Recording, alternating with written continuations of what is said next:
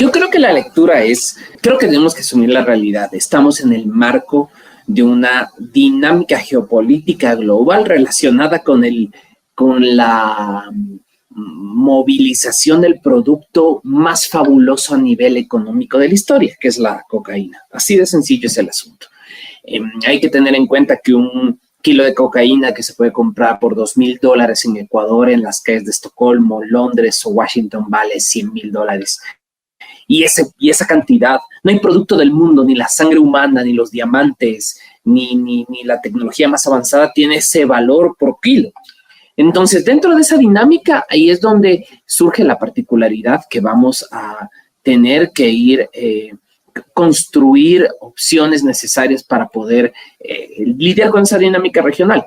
El gobierno ecuatoriano ha decidido establecer, aumentar sus relaciones con el gobierno de Estados Unidos, con las autoridades de seguridad de Estados Unidos, comprar armas al gobierno de Israel. Entonces, lo que estás teniendo es una decisión del gobierno de tener un acercamiento muchísimo más proactivo en términos de decisión sobre los temas de seguridad. Habrá que ver con el tiempo si esta dinámica de combinación de fuertes medidas carcelarias, medidas de toque de queda y decisiones de represión a los productores de sustancias sujetas a fiscalización tienen sus resultados en baja de índices de inseguridad y de la sensación general de inseguridad de la gente, la percepción general de inseguridad de la gente. Lo que a mí me preocupa es que esto también tiene que ser apalancado con políticas públicas. Si tú no mejoras la vida de los habitantes de sectores de Esmeraldas, de sectores de Durán, de sectores de Machala, sectores de Guayaquil, no va a mejorar la seguridad de ninguna manera. Lo que va a pasar es una patada hacia adelante del problema. Y yo creo que ni el gobierno ni la sociedad ecuatoriana en general quiere eso. Ahora, ¿cuál es su opinión respecto al trabajo que realizan los miembros de la Policía Nacional y Fuerzas Armadas, teniendo en cuenta que, según el reporte del gobierno, se ha logrado reducir los niveles de inseguridad en el país? A ver, yo lo he dicho públicamente, yo he estado en contra de una declaratoria de estado de conflicto armado interno. Creo que el Estado ecuatoriano tiene ya las herramientas para la ejecución de acciones de seguridad pública en coordinación con Fuerzas Armadas, ya sin la declaratoria de conflicto armado interno. Eso hay que tenerlo claro. Creo que ha cambiado mucho el acercamiento del gobierno nacional con Fuerzas Armadas, en primer lugar, y en segundo lugar ha cambiado también el acercamiento respecto al tema cárceles del gobierno nacional. Habrá que discutir, y eso es un tema de responsabilidad política, de por qué los gobiernos anteriores no tuvieron el mismo nivel de acercamiento respecto a la situación. Recordemos que en el gobierno de Guillermo Lasso tuvimos alrededor más de 700 personas muertas en masacres carcelarias, de lo que se sabe. Entonces, sin querer hacer una oposición al gobierno del expresidente Lasso, habría que preguntarse por qué en una situación con las mismas herramientas legales no se hizo y con otras sí. Refiriéndonos a la actual crisis carcelaria, ¿cuál es su opinión respecto a la construcción de nuevas cárceles y que según el gobierno iniciaría en los próximos meses? Que pasa por dos situaciones. La primera, ¿hay una sobrepoblación carcelaria? Sí. La gran mayoría de personas, el número está entre más de los 40,000 personas. La gran mayoría de personas está relacionada con temas de sustancias sujetas a fiscalización también. Entonces, esos son dos temas.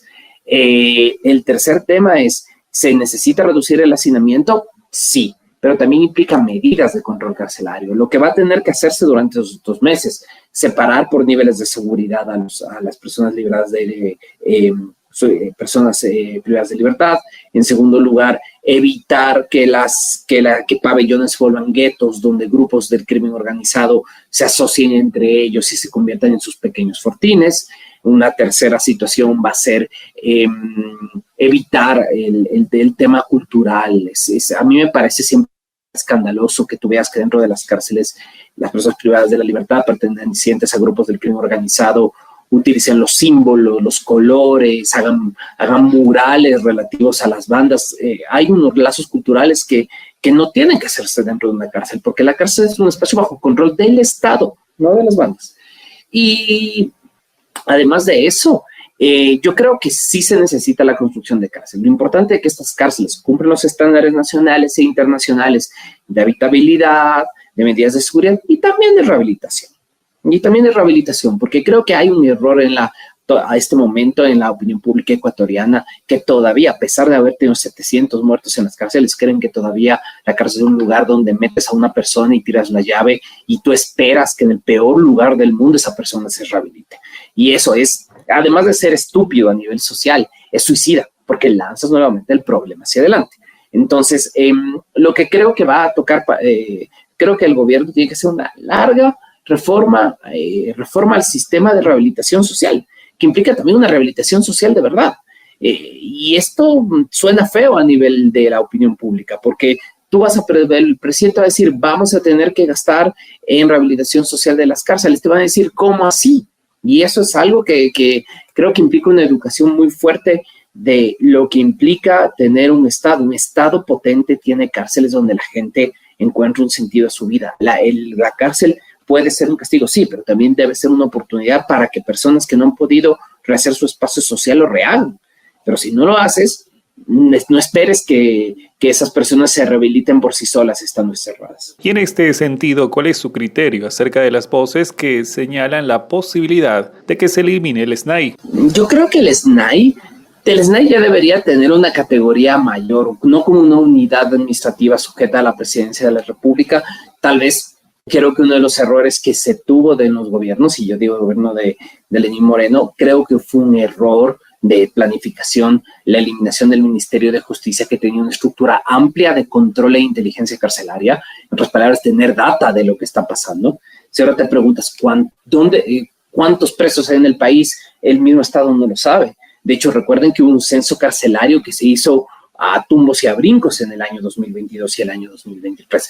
Entonces, si no tenemos data exacta de la situación de nuestras personas privadas de la libertad, que es un producto de la sociedad que tenemos, y eso tenemos que tenerlo claro. A veces separamos a los PPL de la sociedad. Los PPL son el espejo de donde se ve el Ecuador. Y eso debería llevarnos a una amplia reflexión de después como sociedad. Las cárceles son el Ecuador real. Duele decirlo, pero es así. Ahora, si creo que esto implica una reforma amplísima, creo que debe tener un rango ministerial y debería haber un ministro de Estado encargado directamente del tema carcelario.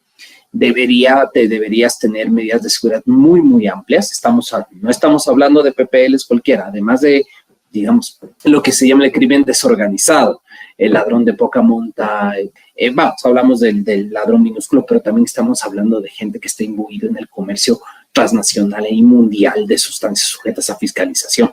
Por tanto, no podemos hacernos morochamente, no podemos hacernos los locos de que necesitamos mejores también medidas de seguridad.